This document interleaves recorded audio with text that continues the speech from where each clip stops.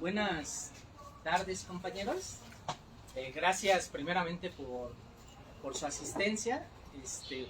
Regularmente nosotros aquí tenemos un círculo de discusión de temas marxistas políticos, con los compañeros que han llevado a cabo la toma de este espacio, pues en contra del autoritarismo, en contra de imposiciones de la burocracia de Morena, y pues compañeros que plantean que la lucha debe ser una lucha más profunda, que debe de trastocar los cimientos para que sea verdaderamente transformadora, ¿no? Y en esta ocasión, bueno, nosotros somos parte de la izquierda socialista y estamos organizando esta actividad.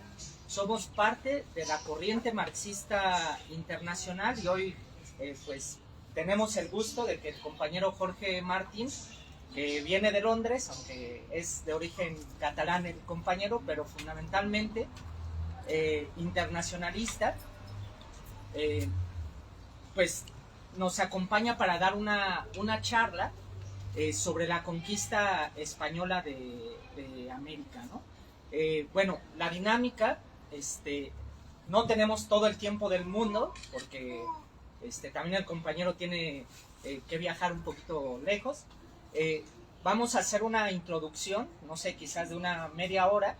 Abriremos una ronda de preguntas, participaciones de los compañeros para después concluir con unas palabras del compañero que pueda englobar y dar una respuesta a las inquietudes que aquí pueda haber, ¿no? Entonces, bueno, sin más, pues le damos la palabra al camarada, ¿no? Bueno, pues buenas tardes a todos, saludos compañeras y compañeros. En primer lugar, darles las gracias por habernos invitado a este espacio y poder tener esta discusión política, ¿no? Lenin decía que sin teoría revolucionaria no hay movimiento revolucionario. Por eso es importante participar activamente en la lucha por la transformación de la sociedad, pero es muy importante también que esa lucha se dé sobre la base de una claridad de las ideas y por lo tanto estas discusiones son muy importantes en la construcción del movimiento.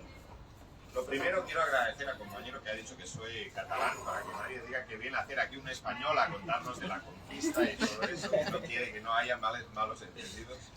No, pero fuera de bromas, ustedes no se pueden imaginar cómo después de tanto tiempo todavía existen mitos sobre la conquista que son muy profundos y que todavía se enseñan en las escuelas en España y demás. La versión oficial que se explica sobre la conquista es básicamente esta, ¿no? La que nos contó no hace mucho el escritor y premio Nobel de literatura peruano Vargas Llosa, que por cierto estaba respondiendo a unas declaraciones que había hecho Andrés Manuel López Obrador pidiendo que la corona española se disculpara por los impactos de la conquista. Y este Vargas Llosa, que al parecer es una persona muy culta, es un buen escritor, hay que decir, aunque sus ideas políticas son totalmente reaccionarias de lo peor que hay.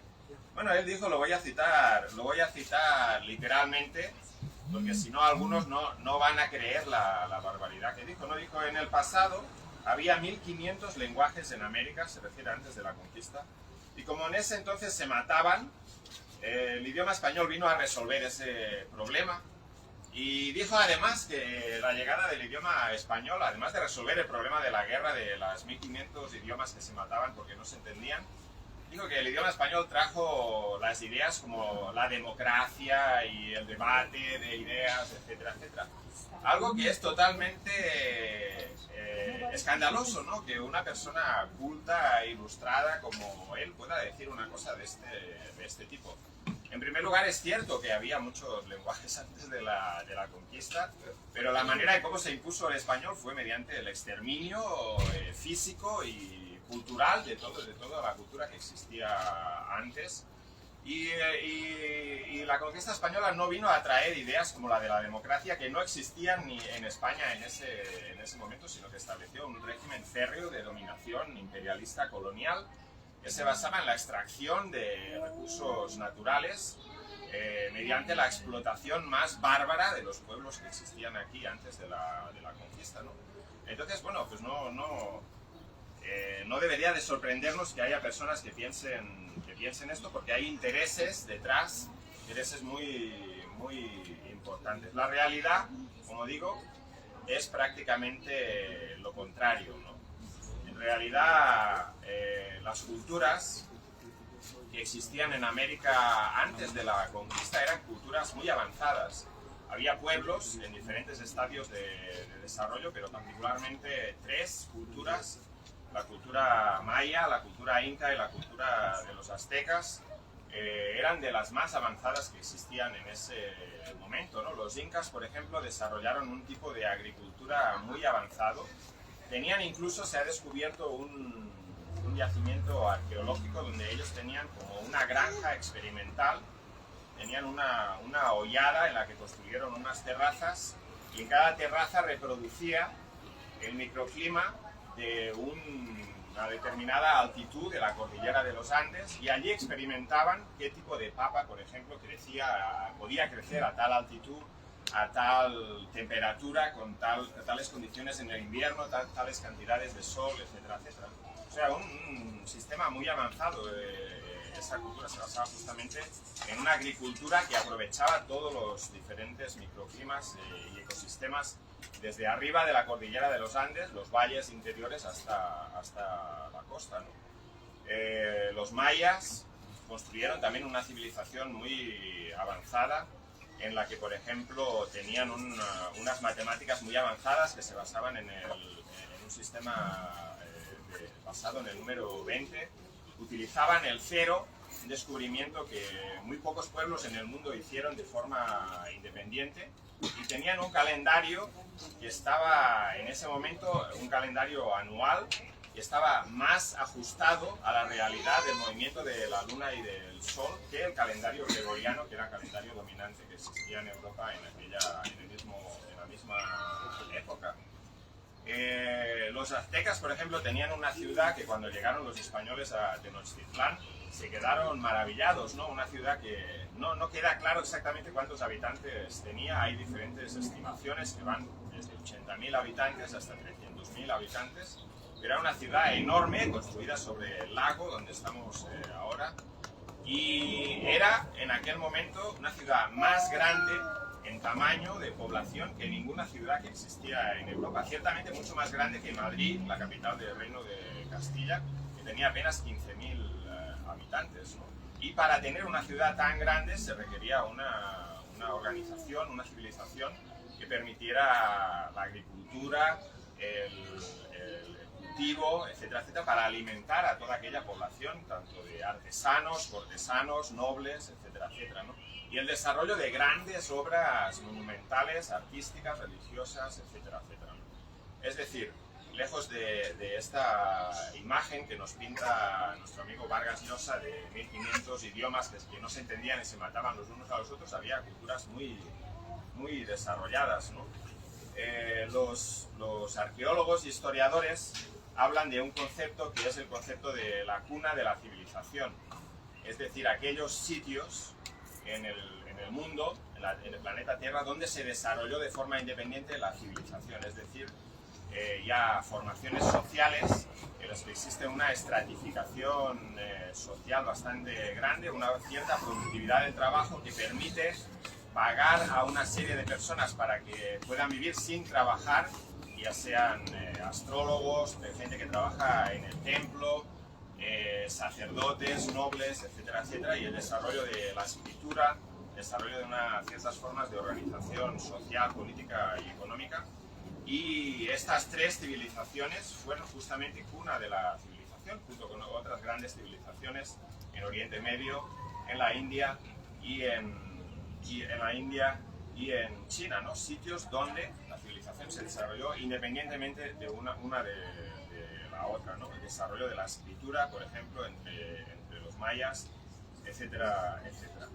Y sin embargo, si comparamos esto con los conquistadores, en primer lugar, es decir, es un poco incorrecto decir que fue una conquista española, ¿no? España no existía todavía como tal, estaba apenas en un proceso de formación.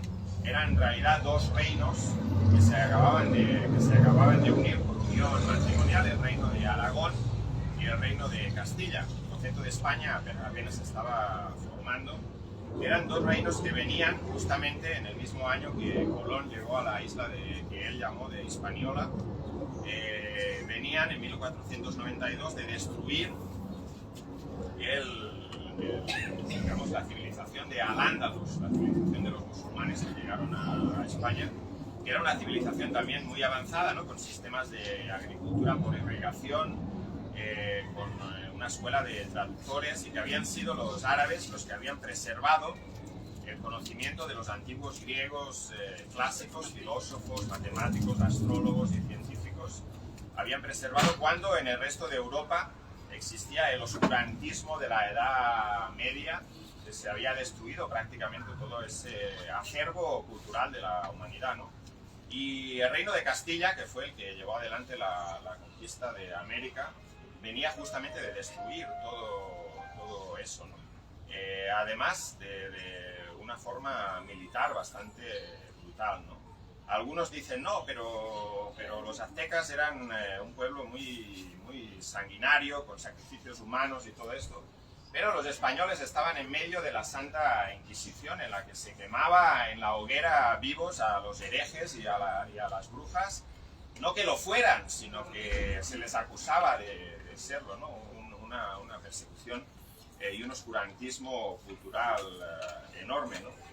Esto nos deja, de todas formas, con la pregunta de, entonces, ¿cómo pudo ser, ¿no? Que esta cultura, aparentemente de oscurantismo religioso medieval que representaba el reino de Castilla, pudiera en la práctica conquistar toda América prácticamente, con algunas excepciones, en un periodo muy corto de tiempo y con una cantidad muy pequeña de conquistadores, ¿no? Porque, por ejemplo, los que empezaron con Hernán Cortés la conquista de México eran apenas 400, ¿no?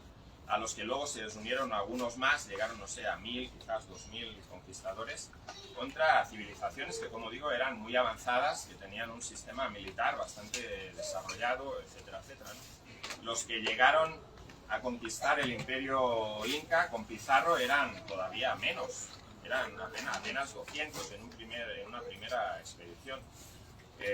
Algunos de estos, digamos, conquistadores, como por ejemplo Hernán Cortés, no eran tampoco, se puede decir que eran genios militares, ¿no? Pero sí tenían una cualidad, ¿no? La calidad de la astucia para llevar adelante maniobras, traiciones y alianzas para poder llevar adelante sus designios, ¿no?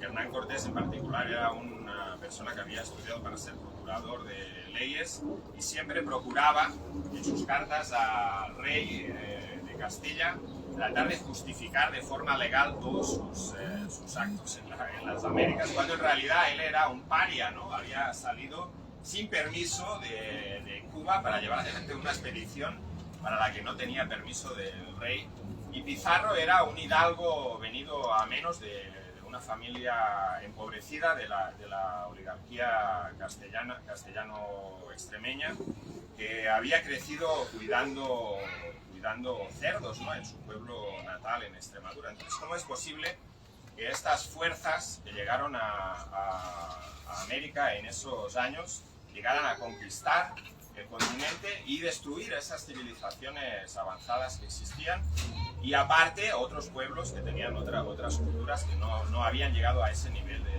desarrollo, ¿no? Entonces nosotros somos marxistas.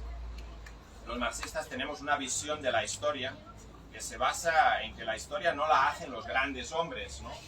El motivo del desenlace de esa conquista no lo determinan las calidades personales de Hernán Cortés, de Pizarro, de Moctezuma, de Atahualpa, etcétera, etcétera, sino lo determinan fuerzas sociales e históricas que van más allá de estos grandes hombres. Los grandes hombres sí juegan un papel en la historia y ponen su sello en algunos acontecimientos históricos, pero en realidad son en general instrumentos de estas grandes fuerzas históricas, ¿no? Y desde el punto de vista del marxismo, lo que hace desarrollar la historia y avanzar la historia, digo, no son los grandes hombres, sino es la lucha de clases, ¿no? La lucha entre las clases oprimidas y las clases opresoras, y particularmente el desarrollo de los modos de producción. ¿Qué quiere decir los modos de producción? La forma en que los hombres y las mujeres producen los bienes materiales necesarios para su sustento, ¿no? Y eso determina diferentes tipos de sociedades, ¿no? Existe, por ejemplo, la sociedad que nosotros llamamos del comunismo primitivo, en el que grupos pequeños de hombres y mujeres vivían en total igualdad. No existían reyes, no existían policías, no existían jueces, no existían cárceles. Había igualdad entre el hombre y la mujer, no existía ningún tipo de opresión, y vivían en pequeños grupos cazando y recolectando los alimentos que más a su alcance tenían. Era un nivel muy primitivo de desarrollo de la sociedad, y ese tipo de civilización, bueno, ese tipo de modo de producción no permitía la creación de un excedente que pudiera sufragar grandes obras hidráulicas o la construcción de templos o el sustento de, digamos, de reyes, de nobles y de sacerdotes, ¿no? Era una vida simple, pero era una vida también bastante igualitaria, ¿no? Y en algún momento de la historia, hace 20.000, 15.000 años atrás, empezó a desarrollarse la agricultura, que se desarrolló también de forma independiente en el continente americano, en por lo menos 3 sitios diferentes. Y con el desarrollo de la agricultura, estos grupos humanos empiezan a asentarse en pequeñas aldeas, pueblos, y la agricultura permite el desarrollo de un excedente de producción. Se produce más que lo que ese grupo humano necesita inmediatamente para su propio sustento, y de ahí empieza a surgir toda otra serie de cuestiones, ¿no? La gente empieza a construir templos, unos sacerdotes que ya no tienen que trabajar para poder vivir, que son sustentados por la comunidad en general, y pueden empezar a hacer observaciones, por ejemplo, observaciones astronómicas de las temporadas del año, cuánto es mejor para plantar unas determinadas plantas, etcétera, etcétera, y empiezan a acumular un cierto conocimiento, y empieza a desarrollarse los diferentes modos de producción. Y un modo de producción más avanzado, es decir, en que el trabajo humano se pone en funcionamiento de una forma que produce más, por lo general siempre va a poder dominar a otro modo de producción en el que la productividad del trabajo es menor, ¿no? Entonces eso nos da una pista, algunas claves de por qué fue España que conquistó América, ¿no? Pero en primer lugar hay que decir que, no, como dije antes, no es correcto decir que España conquistó América. En primer lugar era el Reino de Castilla, pero el Reino de Castilla detrás de esa expedición tenía detrás de sí no solamente el Reino de Castilla, ¿no? Sino miles de años de desarrollo tecnológico de todo el continente eurasiático, ¿no? Los conocimientos y descubrimientos tecnológicos y de productividad que se habían desarrollado, algunos en China, otros en India, otros en Mesopotamia, circulaban libremente por toda esa gran masa geográfica y se compartían. Por ejemplo, los españoles cuando llegaron aquí tenían conocimiento de la pólvora, es decir, tenían arcabuces, cañones, armas de fuego, que aquí no sé, en el continente americano no se conocían, pero eso no lo habían descubierto necesariamente los españoles, ¿no? Sí que se había descubierto en China, y ese conocimiento se había trasladado, ¿no? También tenían la tecnología para construir carabelas, es decir, barcos más grandes que los que habían existido hasta ese momento, que permitían los viajes oceánicos. Viajes oceánicos no son tan sencillos, ¿no? Hay grandes corrientes, grandes vientos, necesitas un barco que tenga una embarcación, que tenga un determinado tipo de velas para poder hacer también el viaje de vuelta, ¿no? Ir en contra del viento, navegar a una determinada velocidad, etcétera, etcétera. Y ese descubrimiento de las carabelas es a la vez fuente y motivo de desarrollo del comercio mundial, ¿no? Que no tiene que ver mucho con con España, ¿no? Aunque España fue en ese momento determinado, pues digamos, el canal por el que eso se produjo. Pero ya antes los descubridores, por ejemplo, portugueses, habían tratado de llevar adelante la circunnavegación del continente africano. ¿Y qué es realmente lo que estaban buscando? Lo que estaban buscando era una vía para llegar a la India, donde sabían que había una serie de riquezas que los comerciantes europeos deseaban, y establecer esa vía de comunicación. Esa vía de comunicación había quedado bloqueada por el Imperio Otomano, no había una ruta directa por tierra o por la península arábiga, y estaban buscando otra ruta de navegación. Es decir, lo que impulsaba a los navegantes y descubridores europeos en 1492 no era el feudalismo atrasado de Castilla, que era un régimen bastante limitado en el desarrollo de las fuerzas productivas, que se basaba en la agricultura y la servidumbre de los campesinos, sino eran los comerciantes, que ni siquiera estaban basados en España en realidad, ¿no? Sino que eran comerciantes de las ciudades del norte de Italia, de Holanda y de otros sitios, donde empezaba a surgir lo que posteriormente sería la burguesía, los capitalistas, ¿no? Que en aquel momento estaban en una fase, digamos, de desarrollo mercantil del comercio mundial. Eso era una de las cosas que les empujaba. Y eso también había llevado al descubrimiento de los instrumentos de navegación. Para hacer un viaje transoceánico de ese tipo necesitas una brújula, un mapa de rutas marinas, etcétera, etcétera. Cosas que eran el resultado de ese desarrollo. También los españoles tenían otra ventaja, que era el acero, el desarrollo del acero. Y el desarrollo de las espadas de acero en particular, que se habían desarrollado también durante los varios siglos de guerras que los reinos españoles habían librado contra Al-Ándalus, ¿no? Contra los musulmanes, y que sí tenían una ventaja sobre el tipo de armamento que tenían los pueblos indígenas en América Latina, ¿no? Por ejemplo, los aztecas sobre todo tenían espadas de obsidiana, que es una piedra muy dura, muy cortante, pero las espadas de acero de Toledo, muy desarrolladas, muy templadas, tenían una ventaja, una superioridad sobre ese tipo de armamento, ¿no? Y otra ventaja también que habían tenido que se utilizó en la conquista era la domesticación de caballos y perros, que se utilizaron como parte de los enfrentamientos militares, ¿no?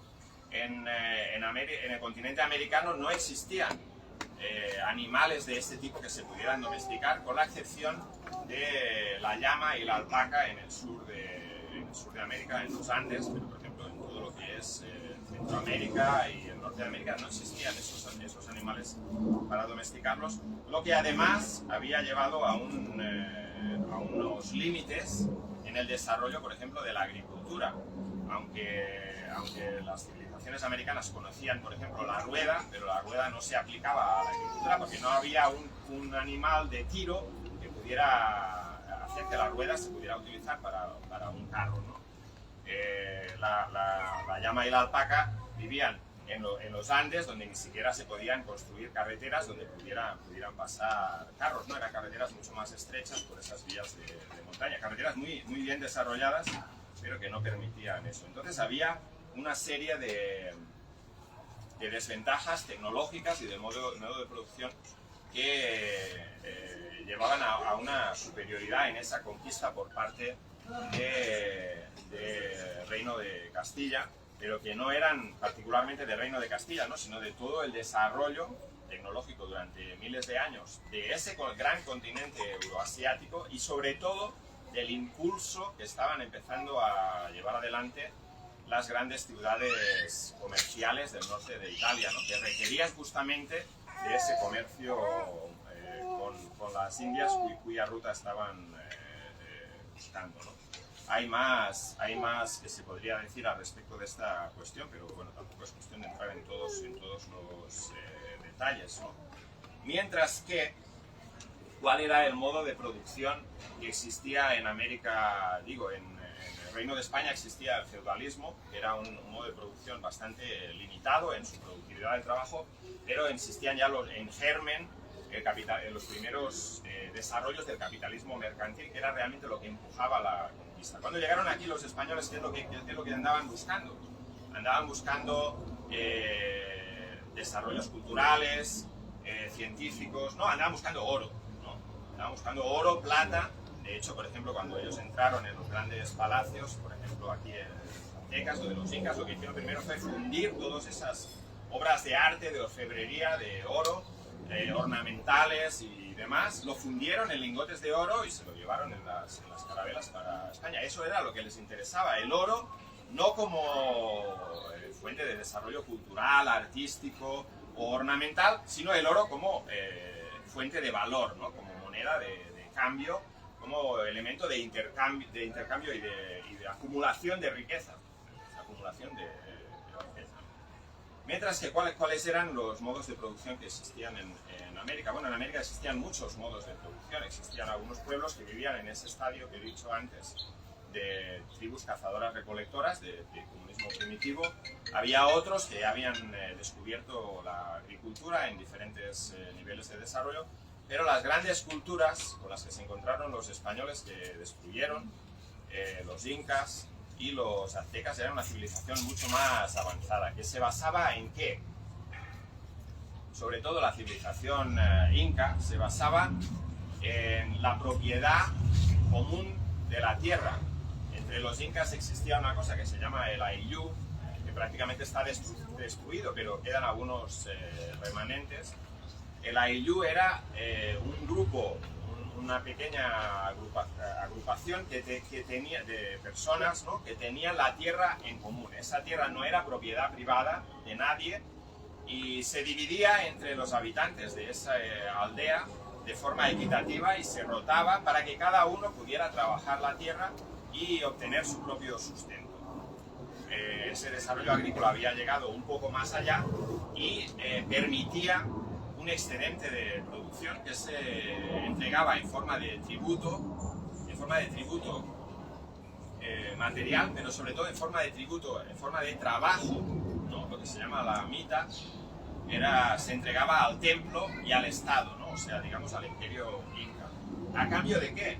O sea, porque para que una aldea entregue un tributo a una entidad superior, en este caso el imperio inca, tiene que haber alguna retribución, ¿no? Si no, no hubiera surgido ese medio de retribución. Y la retribución era que el imperio inca garantizaba, en primer lugar, el almacenamiento del excedente agrícola para los tiempos de sequía, la redistribución de ese excedente en tiempos de malas cosechas en una zona del imperio u otra, ¿no? Pero sobre todo también garantizaba las obras públicas, las obras de las grandes carreteras que conectaban todo ese imperio. El imperio inca en aquel momento era el imperio de mayor extensión territorial que existía en el mundo, es decir, controlaban una zona enorme a través de muchos diferentes niveles de altitud, desde el mar hasta arriba de la cordillera de los Andes, y también las obras de irrigación. La parte de la costa, de lo que hoy es Ecuador, Perú, etc., era un sitio muy seco, con muy pocas precipitaciones, donde la única agua que llega son algunos ríos que vienen del deshielo de la nieve de los Andes. Entonces ellos habían conseguido canalizar eso para crear zonas de cultivo, de irrigación, y aparte las grandes obras que representaban la creación ¿cómo se llama? De terrazas agrícolas para poder cultivar en esas montañas tan escarpadas, ¿no? Eso era lo que estas pequeñas aldeas con la propiedad colectiva de la tierra, uniéndose entre ellas, conseguían a través del imperio inca. Es decir, y el imperio azteca, aunque era un poco diferente, se basaba en algo parecido, ¿no? El imperio se basaba en el tributo de una serie de pueblos que estaban sometidos, donde en general existía también alguna forma de propiedad colectiva de la tierra en la aldea, ¿no? Y ellos de su excedente pagaban un tributo, que es lo que garantizaba la financiación del imperio, ¿no? Y entonces esa sociedad en realidad se puede decir que había empezado a llegar a sus límites, ¿no? Ese imperio había crecido tanto que era difícil mantener una zona territorial tan grande sobre la base de un tributo, y había generado una serie de contradicciones internas. que fue lo que los conquistadores españoles aprovecharon, aliándose con un pueblo contra otro para llevar adelante la conquista. O sea que en realidad, si uno lo piensa, la conquista se basó también, uno de los factores por el que un grupo pequeño de conquistadores fueron capaces de destruir esos imperios tan grandes, fue el hecho de que en realidad no fueron ellos solos, ¿no? Sino que se aliaron con una serie de pueblos indígenas que vieron en una cierta superioridad militar que tenían los conquistadores españoles, algo que a ellos les podría ayudar a deshacerse de ese imperio al que estaban pagando un tributo, ¿no? Y eso fue lo que realmente disgregó esas grandes sociedades. A pesar de todo eso, la conquista española fue a sangre y fuego, ¿no? La destrucción de Tenochtitlán fue una batalla brutal que no en todo momento los conquistadores tenían ganada, ¿no? En varios momentos ellos perdieron, fueron expulsados, volvieron al final con un asedio que duró bastante tiempo, un asedio brutal. Conquistaron finalmente someter esa gran ciudad y poner fin a ese imperio. ¿Y qué hicieron los españoles cuando lograron ese sometimiento? Fue no necesariamente en todos los sitios crear estructuras nuevas que ellos habían traído del Reino de España, del Reino de Castilla, sino que utilizaron las propias estructuras que existían en esos dos imperios para establecer su dominio. Por ejemplo, la mita, que era el tributo en trabajo que se establecía entre los incas, fue utilizado por los españoles para obligar a los pueblos indígenas a trabajar en las minas, por ejemplo las minas de Potosí, donde decenas de miles de indígenas murieron en condiciones de trabajo terribles, sobre la base de adoptar ese tributo que ya existía y que los pueblos allí conocían, sobre esa base, ¿no? Se aliaron con las dinastías reinantes locales para poder mantener su dominación sobre esos pueblos. ¿Y cuáles fueron las conquistas? Muy brevemente, me queda un minuto. ¿Cuáles fueron las principales consecuencias de la conquista? En primer lugar, una masacre brutal de todos los pueblos indígenas, ¿no? Hay muchas cifras que se han dado al respecto, pero por ejemplo, en la isla de Cuba, donde vivía un pueblo que se llamaba los taínos, que resistieron la invasión española, hubo muchos levantamientos. Se calcula aproximadamente, de diferentes cifras, ¿no? Pero se calcula aproximadamente que pasaron en 150 años de 300.000 habitantes de ese pueblo taíno a apenas 200, ¿no? Muchos murieron por las enfermedades que traían los conquistadores, que eran enfermedades que en el continente europeo eran endémicas, que se habían desarrollado ciertos anticuerpos, pero que eran enfermedades nuevas aquí y que por lo tanto arrasaron, ¿no? Tenían una tasa de mortalidad muy alta, de a lo mejor el 80-90% de los infectados se morían, ¿no? Eso fue una de las grandes causas de ese genocidio. La otra causa fue el trabajo esclavizante y brutal a que estaban sometidos, y otro, el propio exterminio físico de aquellos que se rebelaban contra esas condiciones de esclavitud. La combinación de todos estos factores llevó a una disminución de la población original del continente americano de aproximadamente el 80 o el 90% en 200 o 300 años después de la conquista. Es decir, no hay otra forma de describir esto que como un genocidio, es decir, la exterminación masiva de un pueblo entero. Y además el sometimiento de todos los pueblos de América, la extracción de enorme cantidad de expolio económico, ¿no?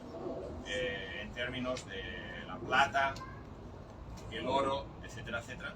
La destrucción cultural, porque, por ejemplo, en el caso de los mayas, los españoles reunieron todos los libros que estaban escritos por parte de los mayas, donde ellos tenían toda su historia, su filosofía, su cultura, y los destruyeron físicamente, los quemaron en una gran hoguera. Creo que quedaron solamente uno o dos, fue de obra de un cura español de Landa, que él pensaba que eso era obra del demonio y que había que destruirlo totalmente, ¿no? Es decir, una destrucción, no solamente un exterminio de la población y un expolio económico, sino una destrucción de todas esas culturas, una destrucción que no fue total, pero fue bastante grande, ¿no?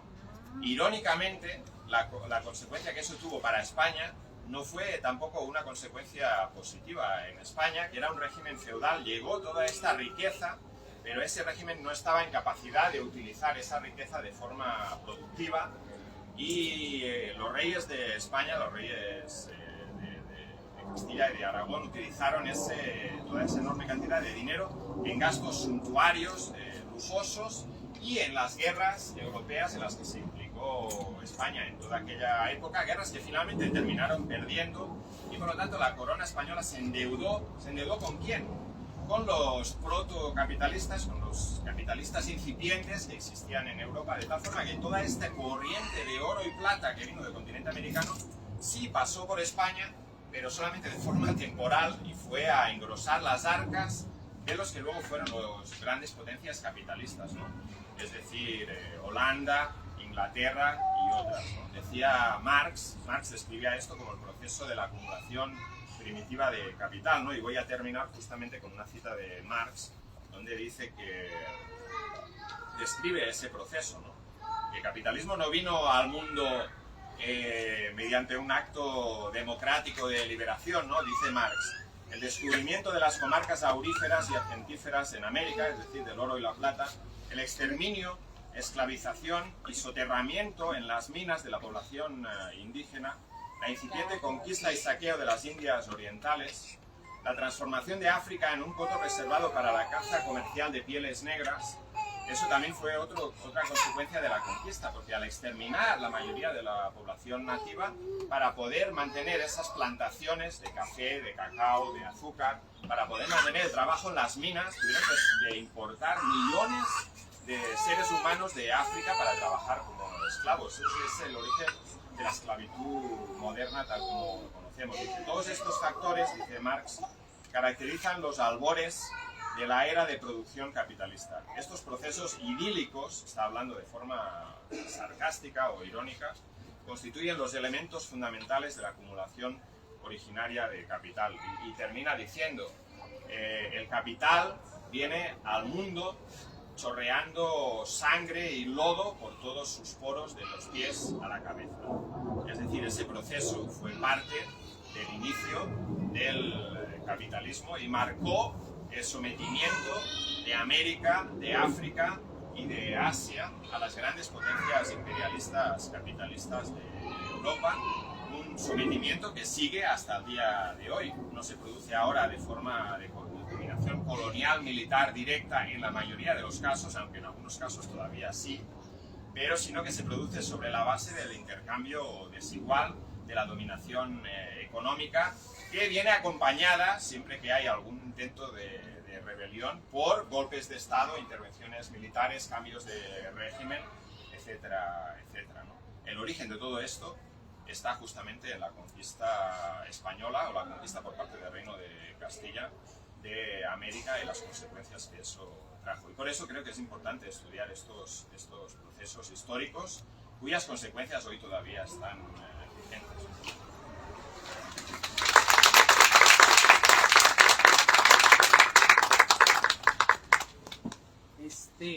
Bueno, compañeros, le agradecemos a Jorge. Ha sido una exposición bastante interesante y vamos a abrir una ronda de participaciones breves o preguntas. Entonces daríamos, ¿qué les parece? 3 minutos, 4 cuando mucho. Y les voy marcando el tiempo. No sé si algún compañero quisiera tomar la palabra, pues que levante la mano. Adelante. 3 minutos, ¿verdad? Sí. Sí, desde la vista del marxismo, no era capitalismo el que venía un feudalismo con los españoles. Lo que trajeron prácticas feudales, que es la encomienda y el repartimiento. La encomienda era que los señores protegían a siervos, ¿no?, que les trabajaban. Y el repartimiento les daban a indígenas, a los colonos, ¿no? Son dos cuestiones que trajeron que son muy atrasadas, ¿no? A distinción que lo que sí existe aquí. Cuando llegan aquí, venían por especies, por riquezas, ¿no? Alimentos y todo eso. Y estaban buscando la India porque el pasar las especies por los pueblos de Asia era muy difícil por las condiciones geográficas y por las guerras existentes y por los imperios. Cuando llegan a América sí traen un poco de la tecnología, pero sobre todo logran la conquista porque están llegando en unas circunstancias donde empieza a existir razones, y ellos también incendian incluso América, los españoles, siendo 500 gentes, ¿no? Incendian América porque estaba ya en un inicio de guerra civil en América, por la opresión gigantesca, ¿no?, que existía del imperio azteca sobre las demás poblaciones, ¿no? Y los tributos que eran también similares, tanto los españoles como los indígenas de aquí, ¿no? Eran totalmente salvajes, ¿no? Aquí existía el sacrificio. Cuando el sacrificio, pues ya en España se había alejado desde el cristianismo, cuando se prohibió después del esclavismo, digamos, ¿no? Pero aquí, en esa cuestión, todavía no, eran los reinos coloniales los que, en efecto, de Europa, empiezan a expandirse por la necesidad de oro, de riquezas y de especies, y del expansionismo de los reinos coloniales. Eran reinos, no eran estados, todavía el estado todavía no llegaba a su desarrollo al estado capitalista, sino eran estados totalmente feudales, ¿no? Que es una cosa, hay que hacer la distinción, que es un estado feudal y un estado capitalista, ¿no? Entonces, en esa cuestión, es muy interesante las mentiras que existen, ¿no? Que existen en cuanto a lo que es la conquista, pero no nomás eso, sino materialistamente también trajeron enfermedades, ¿sí? Porque América estaba aislada de gérmenes, o sea, todavía no existía la globalización de los imperios, de los reinos coloniales, ni la globalización del dinero, ni la globalización del estado feudal, porque cuando llegaron aquí era un estado, un modo de producción asiático que se le parecía al asiático. Cuando llegaron aquí a América no era un modo de producción feudal. Entonces es muy interesante, un minuto ya cierro. Es interesante ver cómo hay el modernismo, el vicio del modernismo en la historia, de creer que más o menos las condiciones eran parecidas a lo que hoy vivimos, como que la sociedad, ahí tiene que ver el vicio de las series, ¿no? Que ponen a los aztecas como en las series que hay de las conquistas y todo eso que hay, parecen como si fueran épocas modernas, ¿no? Con incluso conceptos y lenguaje moderno, y se ve como es lleno de chismes y las cuestiones cortesanas, toda una cuestión así, la política que actualmente se utiliza, se basa así, y nos quieren ver que sea algo similar cuando es totalmente distinta, una realidad tan distinta. Pero gracias por la exposición, es muy buena, se agradece, pero sí hay que ser un poquito más, muy materialista en ese sentido de cómo vemos la historia, ¿no? Y cómo se desarrollan los medios de producción, cómo se empieza a desarrollar la cuestión de la acumulación de la riqueza, el capital, ¿no? Y cómo llegamos a momentos y circunstancias históricas que son las de ahora. Disculpe, ¿cómo es su nombre? Hugo Reynoso Moraira. Sí, les pedimos a los compañeros cuando tomen la palabra si dicen su nombre. Yo sé que, bueno, aparte de las relaciones y la acumulación de tecnología y de medios de producción que tenía España, a mí me parece que incluso es algo totalmente, o sea, si lo analizamos es casi algo totalmente natural el acontecimiento histórico, ¿no? Es como voltear un vaso lleno de agua y saber que se va a caer, ¿no?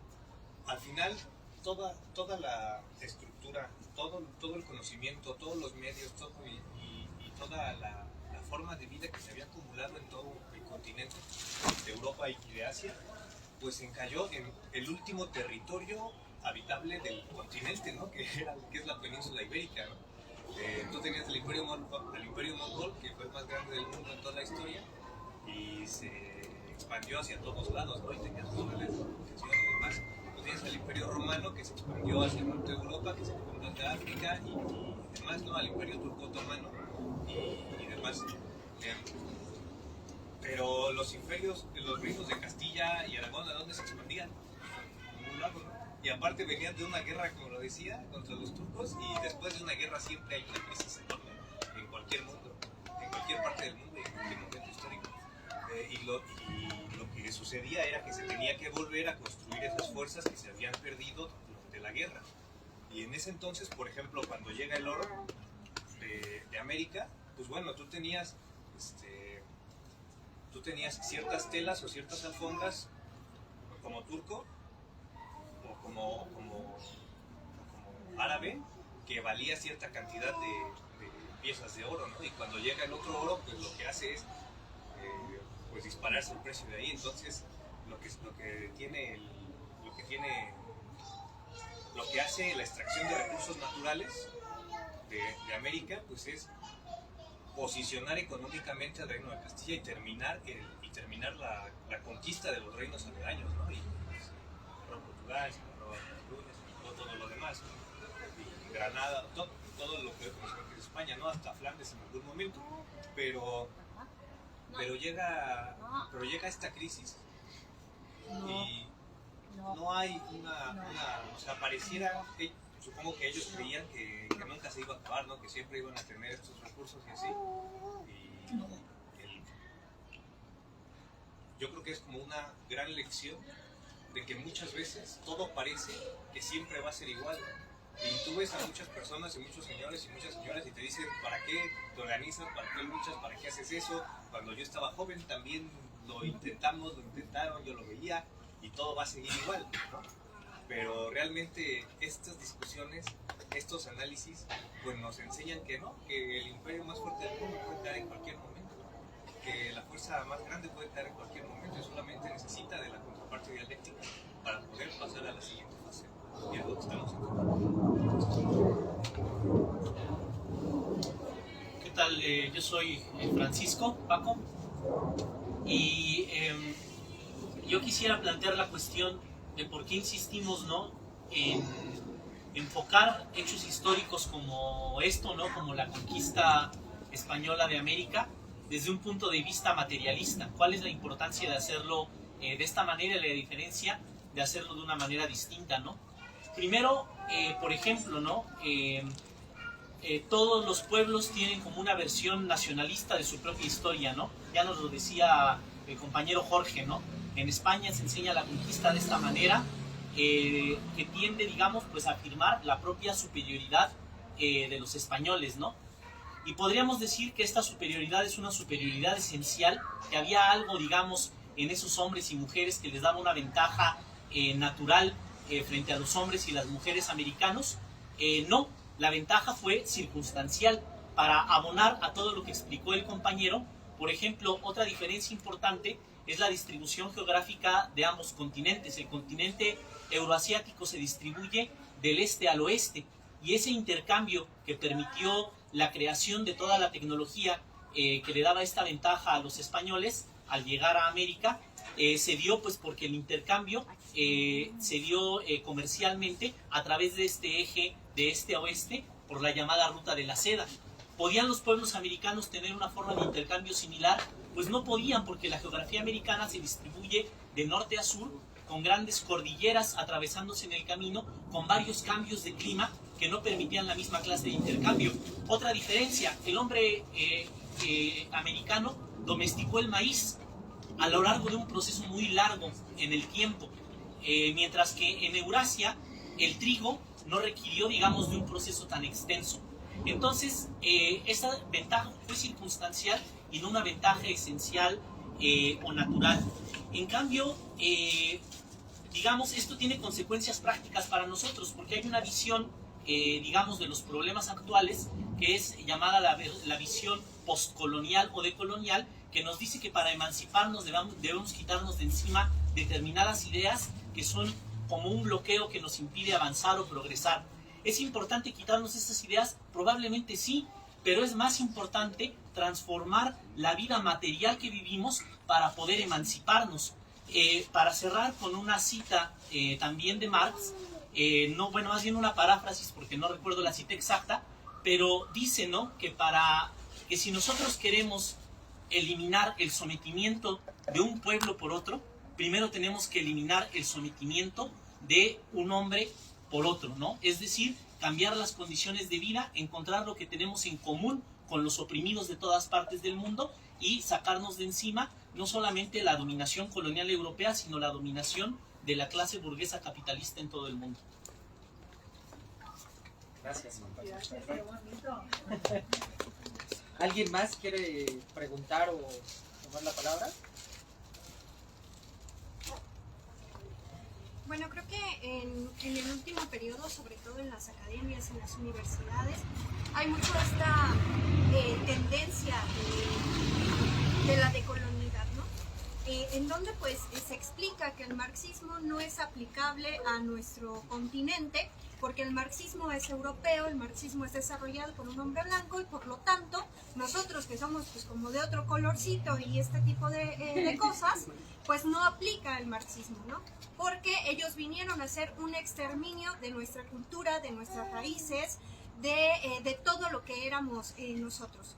Y que pues también el desarrollo, al ser diferente con estos imperios prehispánicos que existían, al modo de desarrollo en Europa bajo los estadios de esclavismo, feudalismo, capitalismo, pues por lo tanto el marxismo no es aplicable a nuestro continente y nosotros tenemos que desarrollar nuevas teorías superando el marxismo para poder buscar la forma de emanciparnos y de luchar de una forma diferente, pues votando al marxismo precisamente por ese concepto eurocentrista, ¿no? Pero la cuestión es que todas estas personas que hablan del marxismo de esta manera es porque en verdad no comprenden lo que es el marxismo. Porque sí, efectivamente se desarrolla en Europa, pero estamos hablando de leyes básicas de desarrollo dialéctico, del estudio materialista de la historia, que se aplica absolutamente en todos lados. Y creo que la exposición que acaba de dar el compañero es muestra de ello, ¿no? ¿Por qué? Porque se está haciendo un análisis desde el materialismo, desde el marxismo, a el desarrollo de todo el proceso histórico de la conquista de nuestro continente y cómo fue una parte fundamental también para la consolidación del capitalismo en Europa. Y obviamente el hecho de la conquista pues también genera las modificaciones estructurales en las sociedades posteriores a la colonia, que van desarrollando esta composición que tenemos ahora, ¿no? En donde en Europa en un momento determinado sí se tiene una burguesía nacional progresista que desempeña este papel de romper con el feudalismo y avanzar hacia un modo de producción superior. Acá tenemos un desarrollo de una burguesía, pero de una burguesía parasitaria, de una burguesía completamente dependiente, y eso hace que las condiciones sociales de desarrollo en los países latinoamericanos pues evidentemente sean diferentes, ¿no? Pero a lo que voy con todo esto es que debemos analizar a profundidad cuál es la base filosófica del marxismo y cómo esta sí es aplicable a nuestro continente independientemente del lugar en donde se haya desarrollado. Porque a final de cuentas el marxismo busca que a partir del análisis materialista del desarrollo político, social, económico, podamos llevar a un proceso de organización y transformación desde los oprimidos para romper con estas clases dominantes y avanzar hacia un proceso de desarrollo social en donde no exista la explotación, en donde no exista la opresión.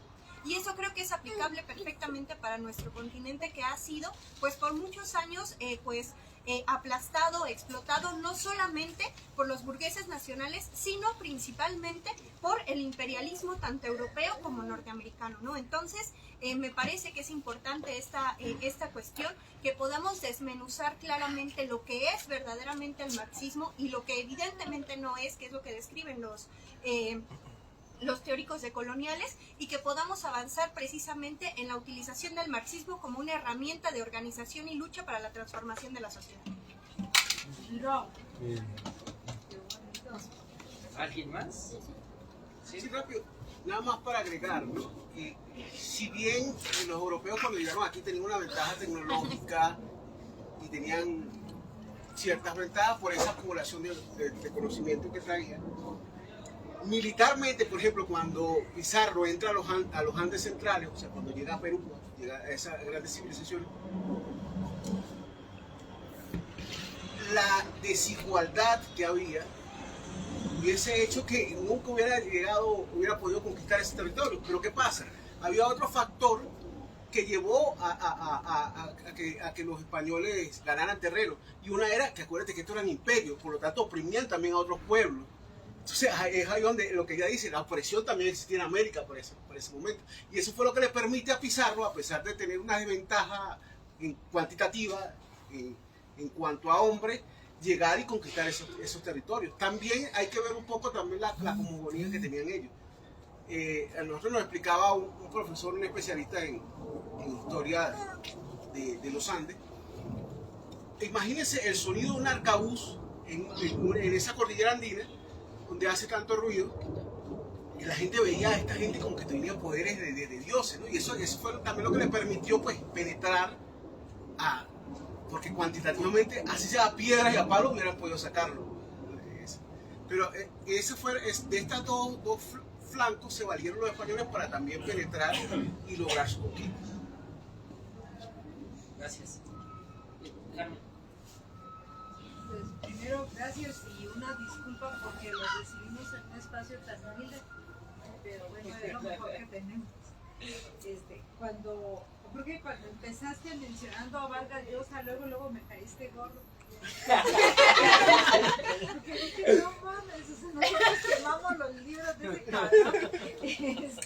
Y cómo empieza a hablarnos de Vargas Llosa, ¿no? Pero bueno, luego ya dije, era como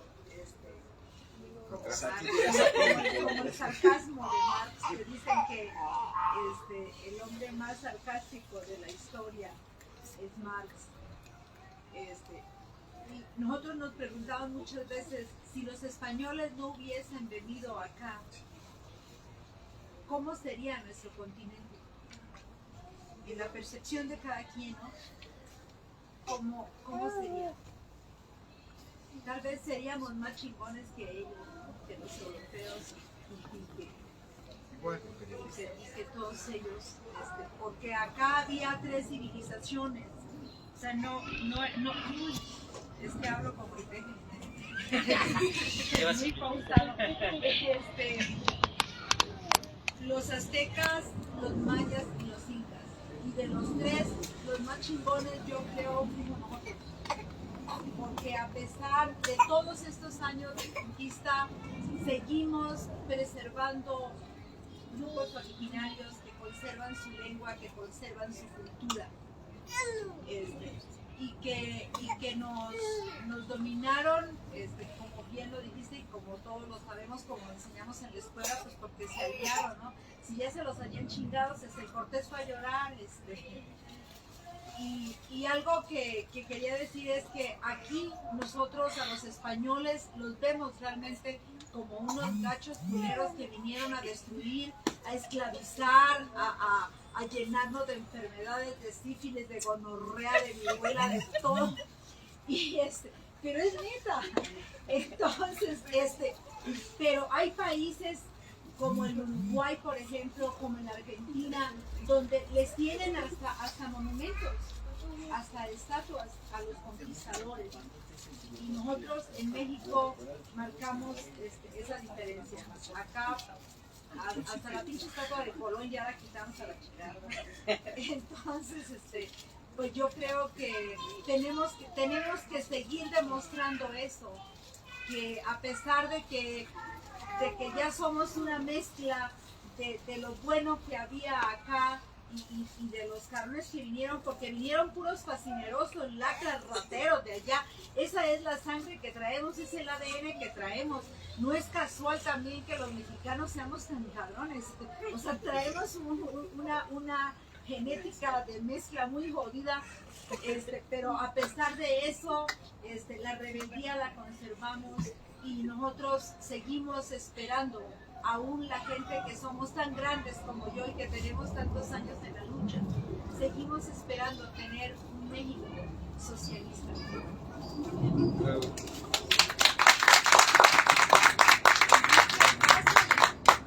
Sí. Bueno, yo quisiera también tomar la palabra brevemente. Creo que el proceso es contradictorio, ¿no? O sea, lo que teníamos en España, sí podríamos decir que es feudalismo, pero era pueblos que estaban saliendo de la barbarie, ¿no? en cierta medida.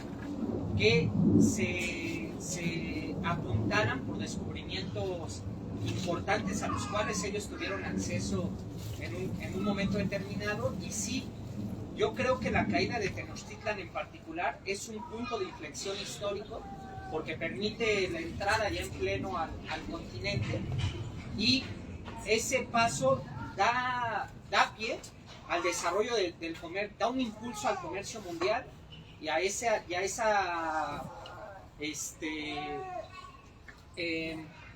extracción originaria de la cual hablaba Marx.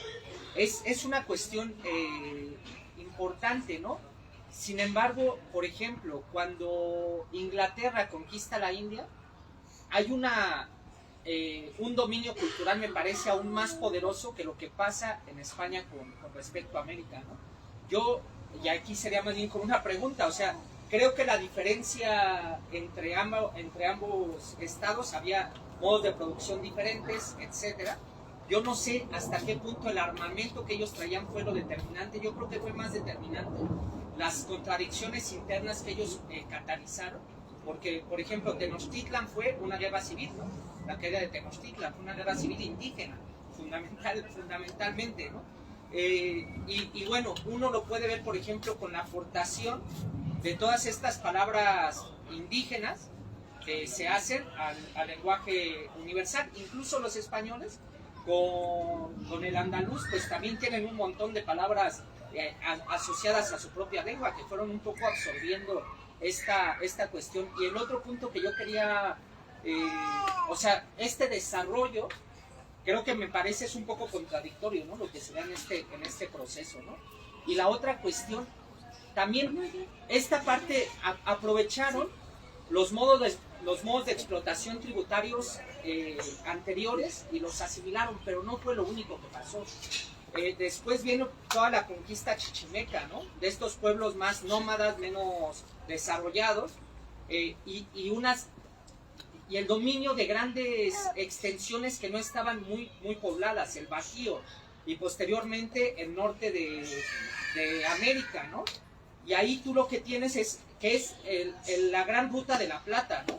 Y ahí es donde estaba el corazón comercial en gran parte de América, ¿no? Hacia Europa. Y ahí la forma de explotación se da de una manera diferente, ¿no? Sí, primeramente con la venida de esclavos, pero incluso después ya eran trabajadores, entre comillas, libres, ¿no? Que eran súper explotados, pero que ya no eran propiamente esclavizados. Incluso los negros, aquí hay una mezcla con los indígenas mucho más fuerte que en otras regiones de América, ¿no? Entonces creo que sí hay elementos también, incipientes si quieren, de desarrollo capitalista también con la conquista, ¿no? Bueno, ¿alguna participación más? Y si no, pues para darle la palabra al compañero. Nada más rápido, yo creo que lo que tú dices, eso es la riqueza de que todos los puntos de vista dialécticamente los enriquecen, ¿no? Es las distintas visiones. La globalización del comercio, faltaba América para esa globalización, ¿no? Y eso da un empuje con nuevas riquezas, y esa acumulación que había, que estaba casi nativa, estaba virgen, esas tierras, ¿no? Da un impulso gigantesco allá al fin del feudalismo, y es lo que empieza, es lo que da esa gran contradicción. Toda esa riqueza ayuda a un nuevo desarrollo que empieza 2 siglos después, empieza a evidenciarse el capitalismo. Pero en efecto, la globalización de los reinos coloniales se vuelven estados coloniales, ¿no? Y desarrollan el estado capitalista. O sea, es magnífico los análisis marxistas, cómo cuajan y nos simplifican toda una serie de cuestiones magníficas y hermosas, ¿no? Que yo siento que eso también, el marxismo ha sido, la ciencia, todo eso, ha sido una aportación magnífica a la liberación de los pueblos, de las mentes, ¿no? Y de todavía las talas que traemos, como la cuestión del sometimiento entre géneros, entre hombres, que todavía existe, que es existente, ¿no? No lo hemos quitado. Es todavía una lucha. Gracias. Bueno, damos una última participación y cerramos, ¿no? Muy rápido, hace rato mencionaba yo, ¿no? la cuestión, digamos, de la teoría decolonial, y quería señalar, ¿no? Que también estos desarrollos históricos también tienen un efecto negativo, ¿no? En los pueblos europeos. Es decir, que no son solamente los pueblos del resto del mundo los que sufren los estragos por el desarrollo del capitalismo, ¿no? También cuando escribe sobre esta acumulación originaria del capital, Marx describe cómo, por ejemplo, en Inglaterra, los pueblos son despojados de sus tierras, que son convertidas en tierra de pastoreo para alimentar con la lana de las ovejas a la naciente industria textil, ¿no? Entonces, esto también es, digamos, algo que la teoría decolonial no nos deja ver, ¿no? Europa también sufre por el desarrollo del capitalismo. Gracias. ¿Cuánto tiempo necesitas? Ok, bueno, adelante. Bueno, yo creo que fue una discusión muy interesante y que se puede seguir profundizando, ¿no? Yo creo que estoy de acuerdo con la mayoría de cosas que se han dicho. En primer lugar, bueno, agradecer a los compañeros aquí del espacio. Este no es un espacio humilde, es un espacio muy bueno, ¿no? Que está a disposición de discusiones como estas, ¿no? Tener espacios así es una conquista del movimiento. Y a mí me gusta mucho así, al aire libre, a la fresca de la tarde mexicana, ¿no? Más que el calor que hacía esta día. Decir que, bueno, toda esta discusión sobre si la colonia era capitalista, feudal, todo esto, es bastante compleja, ¿no? Y yo creo que es más bien lo que el compañero Hugo dijo al final, ¿no? Es decir, independientemente del modo de producción en particular que se implantara aquí después de la conquista, que fueron varios, ¿no? En diferentes partes y en diferentes momentos de la colonia, lo más importante es que la colonia estaba en función de la extracción de riqueza y que esa riqueza luego iba como un torrente hacia la acumulación primitiva de capital, ¿no? Y el desarrollo del capitalismo. Pero Marx dice que el inicio de la génesis de capital mercantil, o sea, el capitalismo no surge hasta más tarde, pero la génesis de capital mercantil, que es lo que viene antes del capitalismo en sí, está en el siglo XV, ¿no? Y es justamente esto, ¿no? Carlos hablaba de la globalización, ¿no? Del proceso del desarrollo del comercio mundial. Lo que no se conoce tanto es que, bueno, aunque Colón iba buscando las Indias y se encontró con América por el medio, ¿no? Realmente la globalización del comercio que se produce después de la conquista sí es con las Indias, ¿no? O sea, aquí se extraía la plata, esa plata iba en una parte iba para Europa, pero una parte muy importante iba para Asia, ¿no? Donde los españoles tenían una colonia en Filipinas, que era el centro del comercio con China.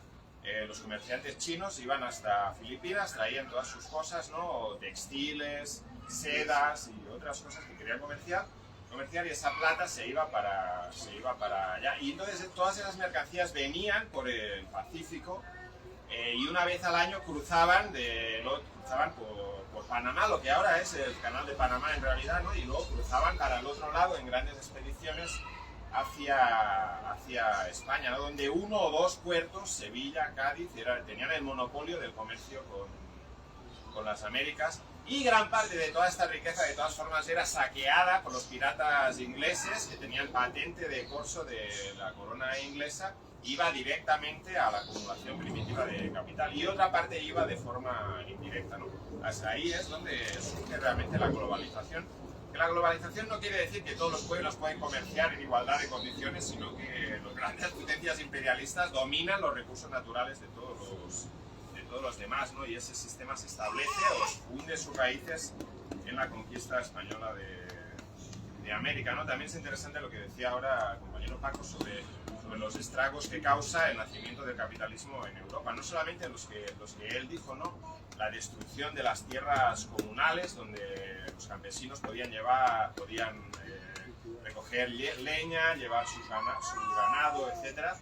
Es decir, la destrucción del pequeño campesino, que se convierte en un trabajador libre de solamente vender su fuerza de trabajo al capitalista, porque el inicio de la industria manufacturera capitalista significa la explotación brutal de hombres, mujeres y niños hasta niveles que no nos podemos imaginar, ¿no? Si uno lee las condiciones de la clase obrera en Inglaterra, de Engels, ahí lo describe, ¿no? Jornadas laborales de 16 horas, niños de 11, 12 años que trabajaban en las minas, que llega a un punto que prácticamente se está destruyendo la propia clase trabajadora y hay un movimiento de las leyes para la protección del trabajo infantil, del trabajo de la mujer, la ley de la reducción de la jornada laboral, etcétera, etcétera, ¿no? Porque si no hubieran destruido la propia fuerza de trabajo. Eso también es parte del inicio del capitalismo. Decía otras dos cosas que me gustaría comentar, ¿no? Este compañero Luis hablaba de este factor, ¿no? De la cosmogonía que tenían los pueblos indígenas, por ejemplo los incas, cuando estaban sorprendidos cuando oían los arcabuces.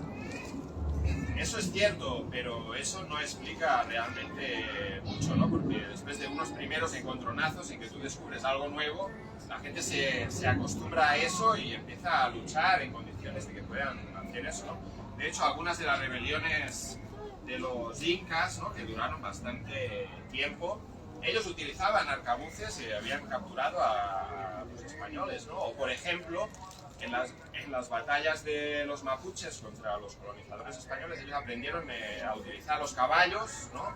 En los enfrentamientos militares. Los indios nativos de América del Norte adoptaron el caballo y el fusil en sus enfrentamientos como forma de vida, como forma de caza del búfalo, etcétera, etcétera, pero también en sus enfrentamientos con los colonizadores españoles. O sea que eso puede explicar la sorpresa del primer encuentro, pero no explica realmente luego la conquista, ¿no? Y decía Carlos que la conquista de Tenochtitlán fue realmente una guerra civil indígena, pero yo diría que no es solamente eso, ¿no? Porque hay que preguntarse ¿por qué los tlaxcalas pensaron que aliarse con los españoles era una buena idea? Y la explicación está que el primer encuentro que hubo de los tlaxcalas con los conquistadores españoles, pusieron una resistencia muy feroz que sorprendió a los tlaxcalas. Dijeron, estos tipos tienen un cierto, digamos, no sé decir superioridad, o tienen una forma de técnica militar que nos sería muy útil poderla utilizar, ¿no? Los españoles, los conquistadores españoles les demostraron a los tlaxcalas lo que podían hacer destruyendo otros pueblos indígenas. Entonces los tlaxcalas dijeron, esto es un aliado que vale la pena tener, ¿no? Porque si no, los tlaxcalas se podían haber lanzado a una guerra civil contra la Triple Alianza por su propia cuenta, ¿no? Y también en el propio asedio del sitio de Tenochtitlán jugó un papel el que los españoles tenían una tecnología para construir los bergantines que se enfrentaron a las canoas de los sitiados, que eran muy inferiores desde el punto de vista militar, ¿no? Entonces algunas de estas cosas sí jugaron también un papel. Es la combinación de los diferentes factores, yo creo, que hizo la diferencia, ¿no? Y sí es cierto lo que decían tanto Hugo como Carlos, que al final yo creo que lo decisivo del modo de producción que existía bajo la colonia, que fueron diferentes, ¿no? Como tú decías, por ejemplo, en las minas llegó un momento que existía el trabajo supuestamente por salario, ¿no? Pero no era exactamente lo mismo que el trabajo capitalista, pero tenía muchos parecidos. La encomienda y el repartimiento tenían muchos puntos en común con el feudalismo, la servidumbre feudal, pero no eran exactamente lo mismo porque la mayoría de esas grandes plantaciones producían para la exportación. Eso no existe en el feudalismo, existe la producción de subsistencia de un señorío feudal, ¿no? Había algunas diferencias. A veces tú te encuentras, analizándolo desde un punto de vista del materialismo histórico, del marxismo, te encuentras formas de explotación que esconden realmente otra sustancia que es un poco diferente, ¿no? De la misma forma que expliqué, ¿no? Que los españoles utilizaron la mita, el tributo en trabajo de los incas, que en realidad es una forma de modo de producción asiático, como usted explicó muy bien. ¿Lo utilizaron para qué? Para el trabajo en las minas, que extraía la plata para llevársela, o sea que es otro tipo de modo de producción final, o sea, el destino final de esa producción es totalmente diferente del modo de producción asiático que es originalmente, ¿no? Respecto de Vargas Llosa, yo solamente voy a decir lo que dijo en una ocasión Fidel Castro. Dijo Vargas Llosa es un cretino que escribe muy bien Así que yo no recomendaría quemar sus libros, aunque yo no he leído todos, ¿no? Pero algunos que yo he leído los recomiendo, ¿no? Por ejemplo, ¿cómo se llama? La fiesta del chivo.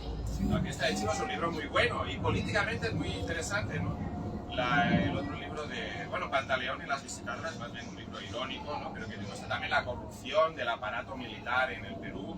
Un libro que yo he leído ahora recientemente que se llama El sueño del Celta, es un libro muy, muy interesante sobre un luchador antiimperialista irlandés que fue a Putumayo a investigar la explotación de los indígenas en la extracción del caucho.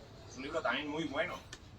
Pero Vargas Llosa es un reaccionario de tomo y lomo que ahora acaba de decir que él prefiere, en las elecciones de ahora de Brasil, él prefiere a Bolsonaro con todas sus payasadas que a Lula, ¿no?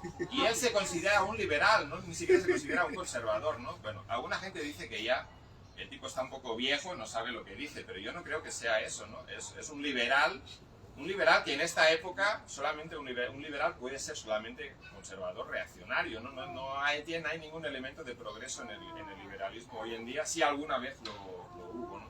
Y para terminar, yo me gustaría decir que estoy totalmente de acuerdo y creo que todos estamos por eso. Lo que dijo la compañera Carmen al final, estamos por un México socialista, estamos por una América Latina socialista, estamos por un mundo socialista, para que de una vez todo este mundo de opresión, de violencia, de explotación que representa la sociedad dividida en clases de los últimos 20.000 años, pongamos fin a todo esto porque ya no hay ninguna necesidad. En un momento, la sociedad dividida en clases permitió el avance tecnológico y científico de la humanidad, a un gran coste para los explotados, pero jugaba un papel relativamente progresista. Ahora, el capitalismo, la sociedad dividida en clases, está en una etapa de degeneración senil, un sistema moribundo que solamente trae guerras, crisis, explotación, hambre, miseria y muerte, y hay que ponerle fin de una vez por todas en México y en todo el mundo, y en esta lucha estamos todos. Bien, compañeros,